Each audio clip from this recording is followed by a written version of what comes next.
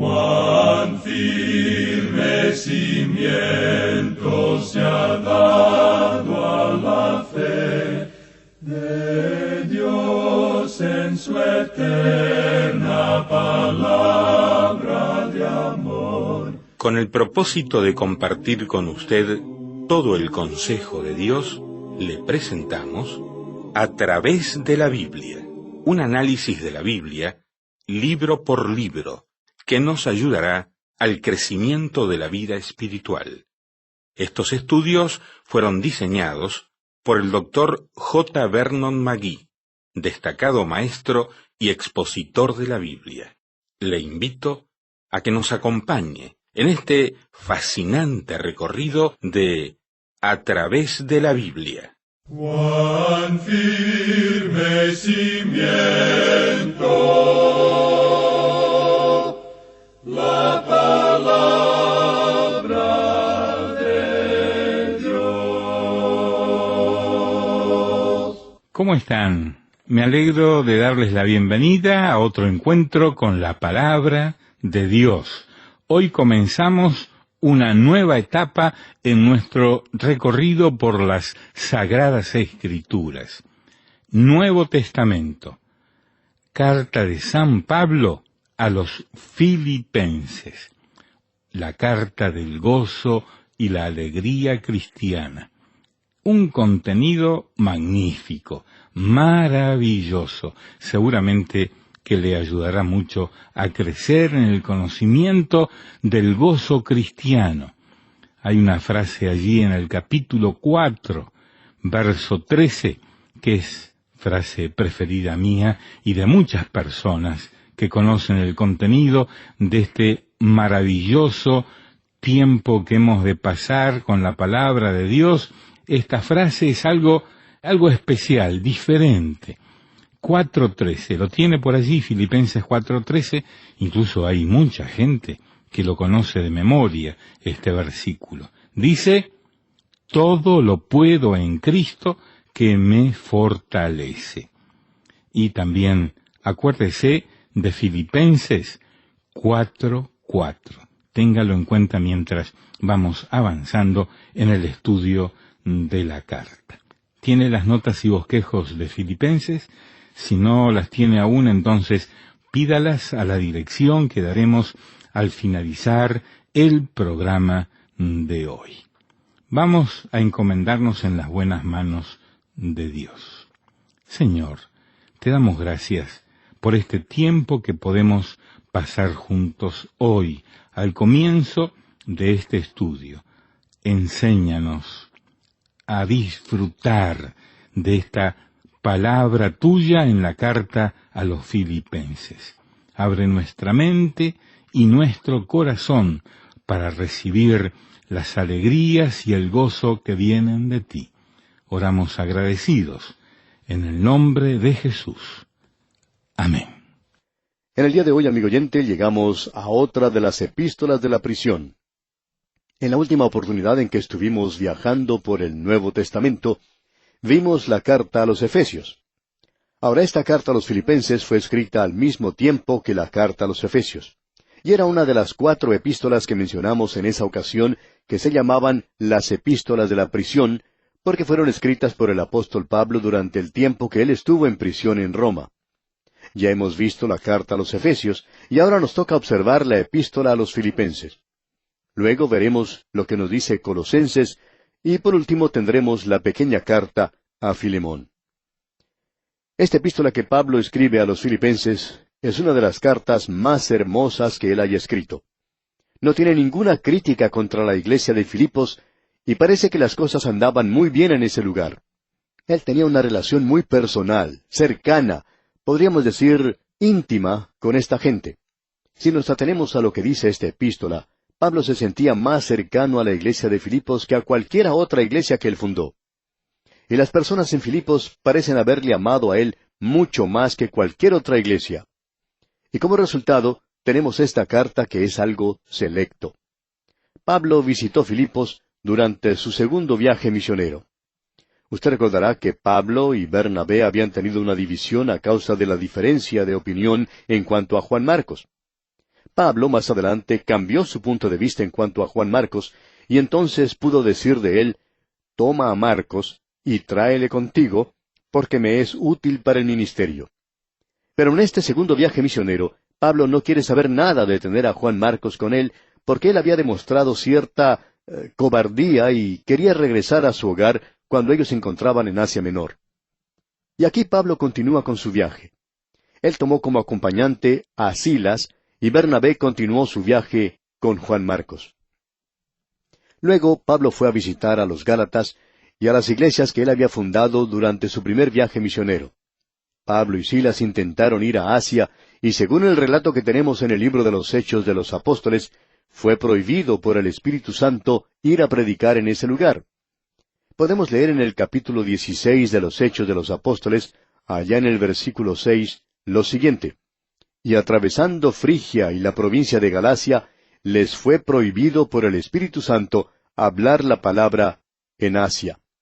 Esa zona estaría abierta más adelante para Pablo, pero en ese viaje en particular se le prohibió entrar allí. Él no podía dirigirse hacia el sur, así que, naturalmente, él se dirigió hacia el norte. Intentaron entrar a Bitinia, ciudad que se encontraba en la costa sur del Mar Negro, donde había gran número de personas. En esa zona se encontraba una población formada en su mayoría por judíos, ya que en ese lugar existían muchas colonias de ellos, en lo que hoy llamamos Turquía. En aquellos días se llamaba Bitinia, y era un lugar de veraneo. Tenía un clima muy hermoso. Hablando honradamente, el clima de ese lugar durante el verano era algo insuperable. Se nos dice nuevamente que Pablo intentó ir a ese lugar, pero el Espíritu no se lo permitió. Eso lo podemos leer allá en el capítulo 16 del mismo libro de los Hechos de los Apóstoles, en el versículo 7. Así es que, nuevamente Pablo encuentra una barrera, digamos, en su camino hacia el norte. Pablo no se podía dirigir hacia el sur, tampoco podía dirigirse hacia el norte, y él venía del este. Así que había una sola dirección hacia la cual él podía dirigirse, y esa era la de ir hacia el oeste. Así se lo indicó el Espíritu Santo a Pablo y a Silas. Esa era la única dirección que ellos podían seguir. De modo que ellos se dirigen al oeste y llegan a la ciudad de Troas, donde se detuvieron a esperar órdenes. Estamos seguros que si uno de nosotros hubiera estado en la ciudad de Troas y nos hubiéramos encontrado con el apóstol Pablo, le hubiéramos preguntado, «Hermano Pablo, ¿qué está usted haciendo aquí?» «Bueno», hubiera respondido él, «me encuentro en mi segundo viaje misionero». Entonces le hubiéramos preguntado, «¿Y a dónde va?» Y él nos hubiera contestado, «No lo sé». Y usted y yo, siendo creyentes bíblicos y separados por 20 siglos de la situación, tendríamos toda la información que nos llega de esa época y le hubiéramos dicho, «Hermano Pablo, ¿me va a decir que siendo el gran apóstol de los gentiles, no sabe a dónde se tiene que dirigir?» Y creemos que él nos hubiera respondido, «Sí, usted tiene razón». Y hubiera continuado diciendo, «No sé a dónde tengo que dirigirme». Y nosotros hubiéramos quedado bastante sorprendidos, porque en el día de hoy hablamos mucho acerca de la guía, de la dirección del Señor. Hay veces en que nos cansamos un poquito de escuchar a tanta gente decir algo acerca de ser guiados por el Señor. Para algunas personas es muy fácil el decir que el Señor los guía en esa dirección o en aquella otra. Bueno, amigo oyente, a mí no me sucede así. Hay algunos creyentes que dicen que han orado por 1 o 2 días y luego saben exactamente en qué dirección seguir porque el Señor les ha mostrado el camino. Amigo oyente, eso no deja de molestarnos un poco porque nunca hemos tenido una guía tan definida en esa manera. A mí, por ejemplo, siempre me gusta leer en las páginas de la Palabra de Dios y encontrar cómo en el libro de Ruth, por ejemplo, cuando ella salió de la ciudad de Belén esa mañana, no sabía a qué campo se iba a dirigir. Pero finalmente se dirigió al campo exacto donde tenía que ir. El Espíritu le guió donde tenía que ir. El Espíritu de Dios le había guiado, pero ella no lo sabía al principio. Y Pablo aquí no sabía tampoco dónde ir, y nosotros podemos estar en esa posición muy a menudo. Pablo está esperando aquí recibir órdenes. Y luego Pablo tiene una visión de un varón de Macedonia. Este hombre estaba de pie y le rogaba diciendo, «Pasa a Macedonia y ayúdanos». Y eso era lo que hacía falta para que Pablo saliera de Asia Menor, que en ese entonces era el centro del Imperio Romano. En realidad, la cultura griega se había pasado a lo que hoy conocemos como Asia Menor, la Turquía moderna. Ese lugar se estaba convirtiendo entonces en el centro, el corazón mismo del Imperio Romano. Y según lo que podemos leer nosotros, Pablo no tenía ninguna idea de ir a Europa, pero él tuvo esa visión de este varón de Macedonia, en la cual éste le decía, «Pasa a Macedonia y ayúdanos». Pues bien, Pablo pasó a Macedonia. Pablo y Silas se dirigen entonces hacia Europa, y en primer lugar llegan a la ciudad de Filipos, y allí predican el Evangelio. Nosotros deberíamos darle gracias a Dios porque Él envió a Pablo a Europa en esa ocasión, ya que gracias a ello muchos de nosotros hemos llegado a conocer al Señor Jesucristo como nuestro Salvador personal. Algunos que no tienen pura sangre criolla, digamos, descienden de familias europeas, y a ellos se les predicó el Evangelio antes que a los residentes en América. Así es que, gracias al viaje de Pablo a Europa, algunos de nuestros antepasados llegaron a conocer el Evangelio, y es así como les llegó la palabra de Dios a ellos. Por tanto, estamos agradecidos por ese viaje que Pablo realizó a Europa. Llegó entonces Pablo a Filipos. Ese fue el punto de partida, pues allí comenzó su ministerio. Al llegar a Filipos, quizá él se desilusionó un poco, ya que él descubrió que ese varón de Macedonia en realidad era una mujer llamada Lidia, que había llegado a ese lugar procedente de Tiatira, y ella era vendedora de púrpura. Una mujer de negocios, y aparentemente ella estaba haciendo lo posible por abrir una sucursal en la ciudad de Filipos. Ella estaba en una reunión de oración que tenía lugar a orillas del río. No sabemos cuánto tuvo que ver esa reunión de oración con el viaje de Pablo, motivado por el Espíritu de Dios, pero estamos seguros que algo tuvo que ver. Esa mujer Lidia, pues, fue la primera persona convertida en Europa. Sabemos que después se convirtió el carcelero de Filipos, un hombre bastante brusco, rudo. Si no hubiera sido así, pues no hubiera tenido esa clase de trabajo. Y él y su familia fueron guiados a Cristo. Y hubo otros muchos que llegaron al conocimiento de la salvación por Cristo Jesús. Así es que esta iglesia ocupaba un lugar bastante especial en el corazón de Pablo. Esta gente lo seguía a él durante todos sus viajes misioneros. Estaban interesados en lo que él hacía. Ellos le amaban, y Pablo les amaba a ellos también. A esta iglesia fue a la cual Pablo dijo, «Doy gracias a mi Dios siempre que me acuerdo de vosotros». Él no dijo eso a los creyentes de Corinto. Tampoco lo dijo a aquellos que estaban en Galacia, pero sí lo dijo a los creyentes que se encontraban aquí en Filipos. Él les está diciendo a ellos que cada vez que alguien le hace recordar de estos creyentes, él da gracias a Dios por ellos. Estas eran personas, pues, maravillosas, y Pablo les amaba en gran manera, y ellos también le amaban a él. Ahora, esos creyentes perdieron de vista a Pablo por algún tiempo, cuando él fue arrestado en Jerusalén, y por 2 años no sabían lo que le había ocurrido. Luego se enteraron que Pablo estaba en la cárcel en Roma. Ellos se sintieron muy conmovidos por esto. Estamos seguros que enseguida organizaron una reunión de oración y recibieron una ofrenda para enviarla al apóstol Pablo. Ellos le hicieron llegar su simpatía y también enviaron como mensajero a su propio pastor, Epafrodito. Él llega donde está Pablo, llevando la ofrenda de ellos y el mensaje. De modo que Pablo escribe esta epístola a los filipenses a modo de nota de agradecimiento. Él no tiene ninguna doctrina que corregir como lo tuvo que hacer en la carta a los Gálatas. Tampoco tiene ningún problema de conducta que corregir, como tuvo que hacerlo con los de Corinto. Es una hermosa carta y su tema es la experiencia cristiana. Ahora, esto no quiere decir que usted y yo experimentamos todo aquí, sino que quiere decir que nosotros deberíamos experimentar todo aquí. Y estamos seguros que cuando Epafrodito llegó, Pablo le preguntó, «¿Cómo andan las cosas en la iglesia de Filipos?» A lo cual Epafrodito respondió, «Bueno, las cosas marchan muy bien por allá». Luego Pablo dice, «¿Están teniendo ustedes alguna clase de problemas?» «Bueno», dijo Epafrodito, «tenemos un problema pequeño». Y este era el problema. Había 2 mujeres en la iglesia que no querían hablar la una con la otra. Tenían un pequeño problema. Pablo no se ocupó de eso sino hasta cuando uno llega allá al capítulo 4 y el versículo 2, donde dice, «Ruego a Evodia y a Síntique que sean de un mismo sentir en el Señor». Estas 2 mujeres no eran de un mismo pensar, y tenían alguna clase de problema, alguna dificultad. Siempre nos hemos preguntado lo que esto podría haber sido. Quizá podría haber ocurrido algo como lo siguiente. La señora Evodia quizá era la presidente de la sociedad misionera, digamos, y la señora Sintique podría haber sido la presidente del coro.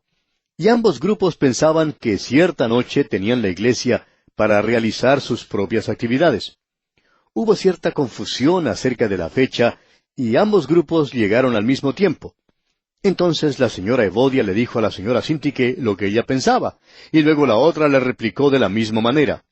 Ellas quizá pensaban de la misma manera, pero estaban dirigiéndose en caminos un poco diferentes, ¿ve usted? Así es que estas dos mujeres eran un poco frías la una con la otra. Quizá eso fue lo que ocurrió allí.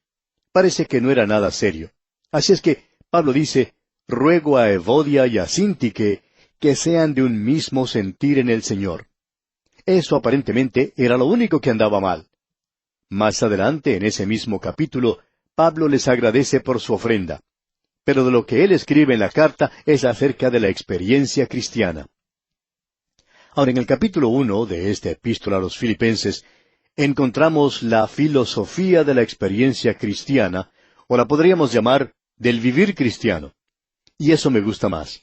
Tenemos la filosofía del vivir cristiano. Luego, en el capítulo 2, encontramos la norma del vivir cristiano.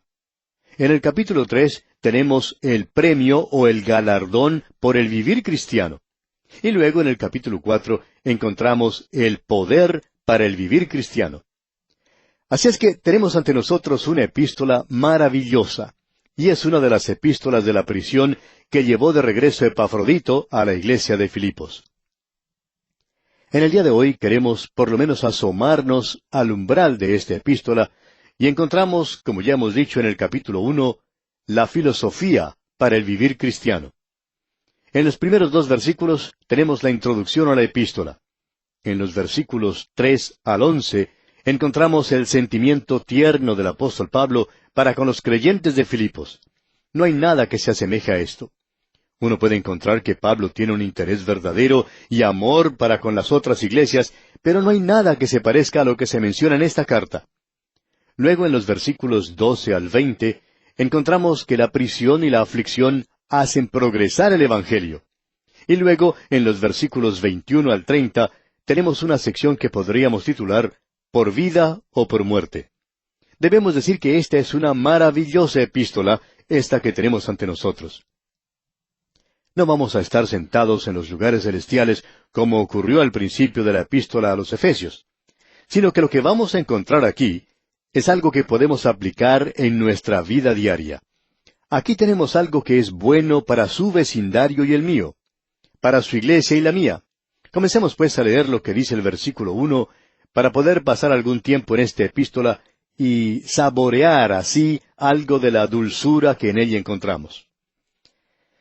El versículo 1 del capítulo 1 de la epístola a los Filipenses dice, Pablo y Timoteo, siervos de Jesucristo, a todos los santos en Cristo Jesús que están en Filipos, con los obispos y diáconos. Esto es algo realmente maravilloso. Comienza diciendo que es Pablo y Timoteo. Nuevamente debemos destacar el hecho de que Pablo toma a este joven predicador y lo coloca a su propio lado, dándole ánimo. Este joven es Timoteo. Pablo le amaba y él lo llamaba su hijo en el Señor, y estaba interesado en su progreso. Hay algunos predicadores que han tenido el privilegio de guiar a muchas personas, jóvenes en particular, a los pies del Señor. Y eso es algo maravilloso, que ellos piensan que estos convertidos son algo así como sus propios hijos. Y hay algunos que tienen esos hijos espirituales por todas partes del mundo y los pueden amar en el Señor. Opinamos que lo que el apóstol Pablo hace aquí es algo maravilloso, el de colocar a este joven predicador a su propio lado. El nombre de Pablo nos ha llegado a través de los siglos, y donde quiera que usted escuche algo acerca de Pablo, usted también va a escuchar algo acerca de Timoteo. Pablo tuvo mucho cuidado que eso fuera así. ¿Y cuán maravilloso es eso, amigo oyente? Pablo se llama a sí mismo y a Timoteo siervos de Jesucristo. Usted recuerda que en la epístola a los Gálatas él dice, Pablo, apóstol. Él descansa en su apostolado y lo defiende, y uno encuentra que él hace eso una y otra vez. Vuelve a hacerlo allá en la carta a los Corintios. Pero aquí es algo diferente, ya que él amaba a los filipenses y no tenía por qué tratar de defenderse a sí mismo. Los creyentes de Filipos sabían que él era un apóstol. Todos ellos habían sido guiados a los pies del Señor por Pablo mismo. Y entonces Pablo comienza, Pablo y Timoteo, siervos de Jesucristo. Y él ocupa este humilde lugar, el lugar que le pertenecía. Luego él sigue diciendo, a todos los santos. Él no está escribiendo a una pequeña camarilla en la iglesia de Filipos. No está escribiendo al grupo de la señora Síntique o al grupo de la señora Evodia. Él está escribiendo a todos los santos, y cada creyente es un santo. En realidad debemos decir que la familia humana está dividida en simplemente dos grupos, los santos y los que no lo son. Los santos son los creyentes en Cristo Jesús, y no son santos debido a su conducta, sino gracias a la posición que ocupan en Cristo Jesús, lo que quiere decir sencillamente lo siguiente. Santo quiere decir separado para el uso de Dios, aquello que pertenece a Dios. Esos viejos utensilios que se encontraban en el tabernáculo eran llamados vasos santos, y estaban muy usados y gastados. No parecían cosas santas, pero sí lo eran. ¿Por qué? Porque habían sido separados para el uso de Dios, y eso tiene que ser la posición de cada hijo de Dios, separado para el uso de Dios. Y Pablo se dirige a ellos diciéndoles, a todos los santos. Ahora ellos están en Cristo Jesús. Hemos dedicado mucho tiempo a esa palabra, así que no vamos a dedicar tiempo para ello en este día, pero ¿qué es lo que quiere decir el ser salvos? Bueno, quiere decir el estar en Cristo Jesús, y uno llega a ocupar ese lugar por medio de la fe en Cristo. El Espíritu Santo lo bautiza a usted en el cuerpo de Cristo, y usted es colocado entonces en Cristo por medio del Espíritu de Dios, por lo que conocemos como el bautismo. Ahora estos creyentes aquí están en Cristo Jesús, pero estaban en Filipos.